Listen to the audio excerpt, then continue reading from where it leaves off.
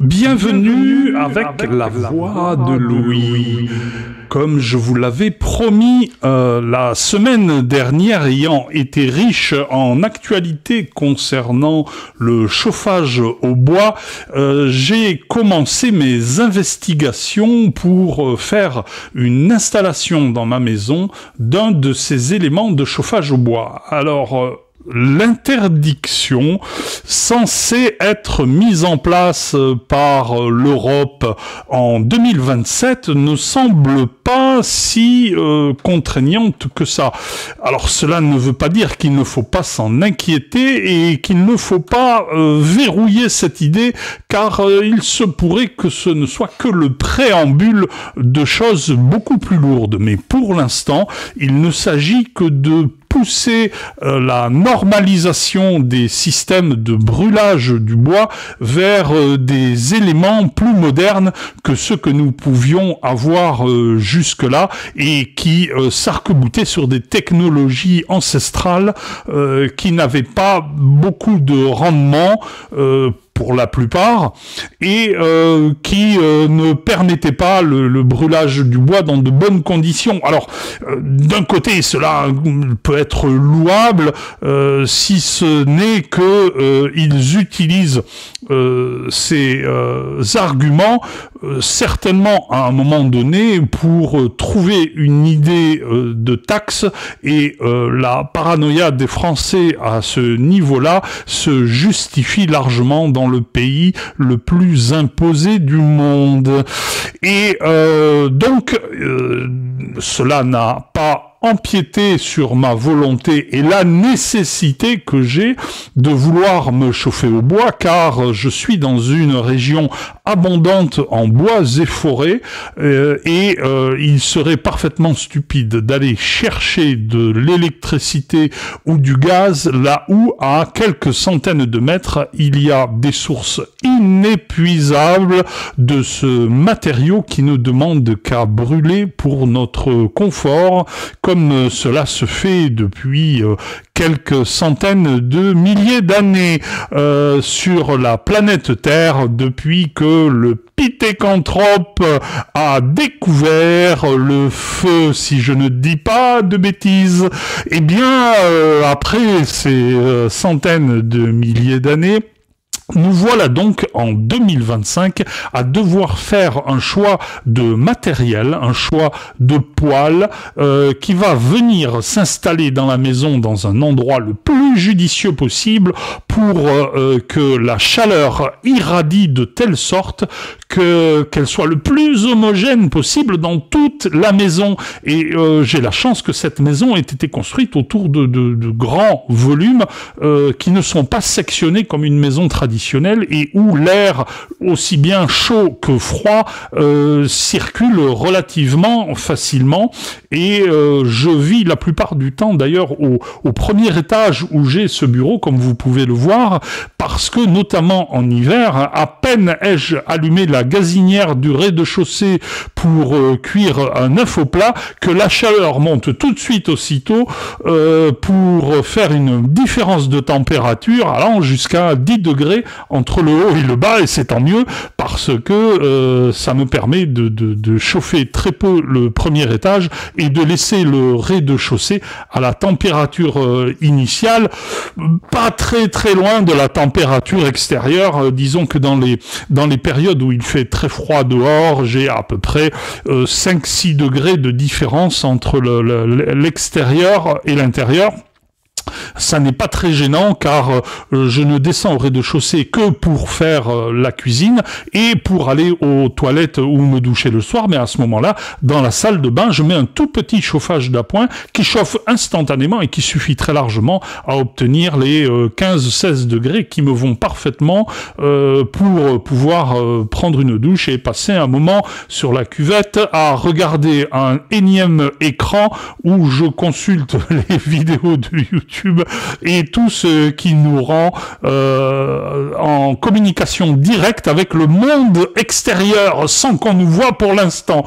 Bien, donc voilà, ce poêle va devoir être installé dans ce qui fait office pour l'instant de cuisine de salle à manger, un petit peu comme autrefois dans les maisons que je connaissais au Béarn, où le cœur de la maison était constitué d'une zone où il y avait un foyer de cheminée, où l'on faisait d'une part la cuisine, ou de l'autre on s'asseyait pour manger. Cela constituait une pièce plus ou moins grande qui avait l'avantage d'être toujours chaude grâce à ce foyer aux multiples usages. Et cela me rappelle pour anecdote, cette petite mamie qui habitait dans ma rue, où elle avait une toute petite maison à sa mesure que l'on voit aujourd'hui dans les films de Hobbit, et cette petite mamie qui était encore plus petite que ma petite mamie à moi, elle était, par contre, elle faisait 4 fois la circonférence, elle était habillée d'une robe de laine à l'ancienne avec une coiffe béarnaise, et quand j'allais la voir pour lui faire une petite bise, et elle était toujours devant son foyer, assise sur une chaise en bois toute petite et face à la cheminée dans laquelle bouillonnait en permanence un chaudron où certainement elle cuisinait une garbure à l'odeur forte de salaison qui en sortait, et derrière elle il y avait un lit qui devait faire, je sais pas comment elle y montait, elle devait avoir un escabeau, et le lit était quasiment aussi haut qu'elle, et il se fermait avec des rideaux vraiment de façon moyenâgeuse, et cette petite maison avec des toutes petites ouvertures devait dater de la tour de Gaston Phébus qu'il y avait à quelques mètres, car elle était constituée de boiseries. Tout ça pour vous dire que j'ai pu voir de mes yeux ce à quoi ressemblait la vie d'une maison et le moyen de se chauffer ancestral, mais vraiment très ancien, car le sol était même encore en terre battue. Alors cette petite mamie, la mamie Puchouot, sortait de temps en temps sur le pas de porte, et je me souviens qu'on voyait à peine le bout de son nez par-dessus la porte qui s'ouvrait en 2 parties, en 2 battants, dont le bas était constitué de grosses masses de bois sur laquelle étaient cloutées des plaques de métal pour tenir ces pièces et les rendre étanches. C'est vous dire l'archaïsme de cette habitation, et je pense souvent à cette vieille femme qui était adorable et qui de temps en temps nous apportait un petit chaton à la maison, car elle ne pouvait pas s'empêcher de s'occuper des chats du village. Voilà un petit aparté d'un souvenir précieux de mon Béarn d'enfance. D'ailleurs, je reviendrai sur ce Béarn d'enfance pour faire une vidéo moins conciliante pour un certain monsieur Apathy qui commence franchement à me briser les burnes. Et je lui rappellerai à quoi peut ressembler un oradour sur glane, y compris au Béarn, dans les années 60, et pas seulement en Algérie, mais c'est une autre dimension de mes vidéos, et je vais la faire très bientôt, ne serait-ce que pour évacuer un stress. Chaque fois que je vois ce sale type dire des âneries aussi grosses que son nez est long. Et donc, pour en revenir au bois de brûlage, j'ai pu commencer à comprendre comment étaient fabriqués les poêles. Il y a d'une part les poêles à bois qui sont constitués d'éléments de fonderie en fonte assemblés, alors qui sont en général boulonnés entre eux, encastrés, etc. Et d'autres plus modernes qui sont constitués de tôles cintrées, planes, et qui sont mécano-soudées ensemble pour former des poêles d'allure beaucoup plus moderne, designés, avec une intégration extérieure de pierres polies qui sont extrêmement beaux, mais qui sont extrêmement coûteux. Alors, je ne suis pas certain que les uns et les autres, en dehors de l'aspect marketing, qui est d'ailleurs extrêmement bien ficelé, en dehors de l'aspect marketing, soient plus efficaces les uns que les autres, si ce n'est que par contre leur prix, lui, n'a rien à voir, et malheureusement, je n'ai pas des moyens extensibles, surtout que j'espère bien profiter de la manne publique, des aides faites pour améliorer l'habitat, et je vous en parlerai aussi, je vous expliquerai au fur et à mesure, car pour l'instant je n'en sais rien du tout, je vous expliquerai au fur et à mesure comment cela fonctionne. J'ai donc déjà pris rendez-vous avec un installateur qui semble avoir plusieurs très beaux catalogues, et il va venir dans une dizaine de jours pour voir sur place comment installer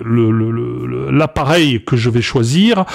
et d'autre part, et surtout, l'extraction de fumée de cet appareil, car je n'ai absolument rien qui me permet de faire sortir la fumée qui sera produite par la combustion du bois, et il me tarde de voir comment cela va être géré, car c'est un petit peu compliqué, j'ai commencé à y réfléchir, et je sais d'ores et déjà que je ne pourrai pas le faire moi-même,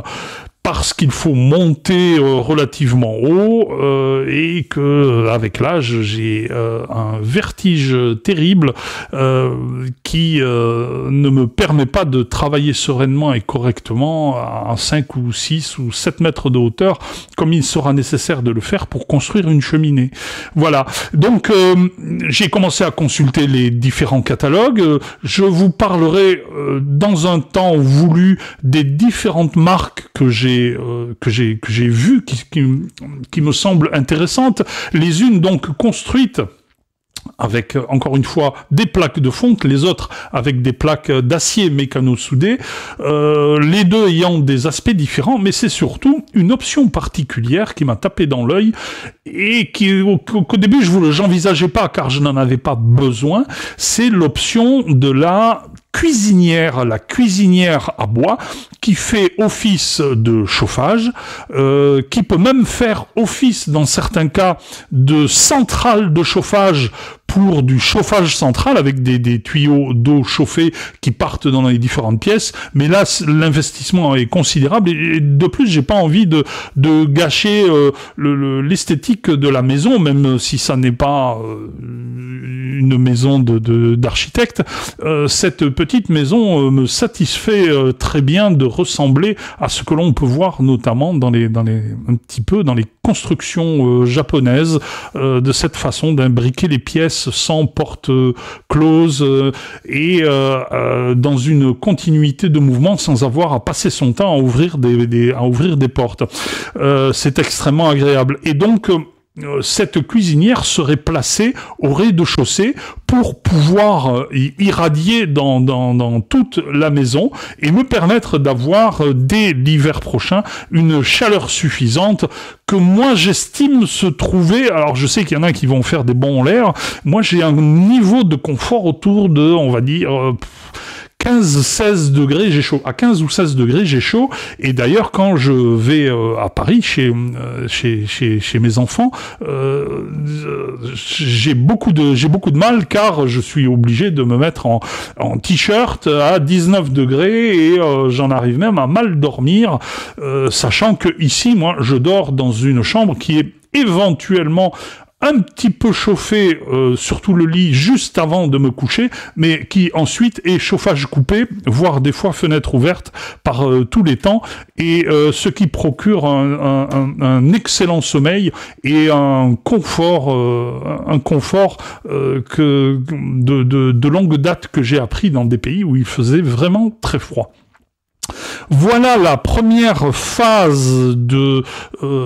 mes vidéos sur le chauffage au bois, et vous en verrez toutes les étapes de A à Z, de plus en plus techniques, pour l'hiver prochain. Conclure donc ce cycle de vidéos par l'allumage d'un feu de bois que j'aurai entre-temps fait venir en quantité et dont je vous montrerai également le stockage extérieur, puisque je dois faire également un abri pour laisser sécher 1 ou 2 stères de bois pour l'hiver en cours. D'ailleurs, je ne sais pas si cela suffira, je ne me rends pas très bien compte de ce que cela peut consommer en un hiver, mais tous les revendeurs de poêle à bois m'ont quand même clairement fait savoir que une bonne partie de la qualité de chauffe et du rendement d'un appareil de chauffage au bois tenait aussi à la qualité du bois et surtout à sa sècheté qui doit être en dessous de 20% d'humidité, chose à laquelle je vais m'attacher très rapidement et je vous montrerai déjà comment j'envisage de stocker ce bois avant même que l'appareil soit installé. Voilà, nous allons faire une boucle complète que je n'avais pas prévue à l'origine, mais qui est extrêmement intéressante. Et je vais revenir dans d'autres vidéos vers vous avec les autres étapes. Je vous remercie de bien vouloir vous abonner, cela va de soi, car ma chaîne est toute petite, comme vous l'avez vu, comme la petite mamie Puchot, à qui j'allais faire une bise de temps en temps en traversant la rue. Mon Dieu, que tout cela me manque. Allez, à bientôt.